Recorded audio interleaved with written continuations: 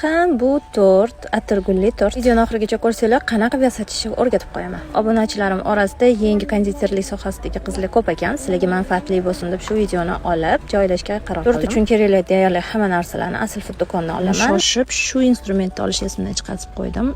Uyda kichkina o'yinchoq koptovchidan foydalandim. Qidirgan imkon topadi deganlari shu bo'ladi. Birinchi bo'lib maysikani o'rta qalinlikda yoyib olamiz. Juda ham qalin yoki juda ham yupqa bo'lishi kerak. Iloji bo'lsa shunaqa qolipchalardan foydalanamiz. Kichkinadan to kattaga qarab dumaloq shaklchalar berib, uni o'rtasidan bo'lamiz va yarim oy shakliga kelgandan keyin chetini jimjimador qilib, uncha yasashni boshlaymiz. Ham juda svejiy va yumshoq bo'lgani hisobiga bir-biriga tez yopishdi. Agar mastika sal qattiqroq bo'lsa, glyukoza bilan yopishtirsanglar bo'ladi. Atirgullarimizni birinchi bu yerda alohida stolda ustida ozgina kattaroq shakl berib olib, yasab olamiz va tort diametriga yetadigan bo'lib qolgandan keyin sekin olib tort ustiga qo'yamiz. Bundan oldingi videolarimni ko'rib chiqsanglar, beton krem retseptini joylaganman. Tortimizni beton krem bilan qoplab olib va atirgulimizni tepa qismini qo'yib chiqamiz va kamquslarni yopib, to'ldirib, pastiga ishlov berishni boshlaymiz. Har bitta lipistokka yopishtirgandan keyin ketidan shunaqa maxsus dazmolda bosib chiqamiz. Turli kurslarda o'rgatiladigan ko'p yangiliklarni men shunchaki Alloh qodir qilganicha sizlarga o'rgatib boraman. Menga obuna bo'ling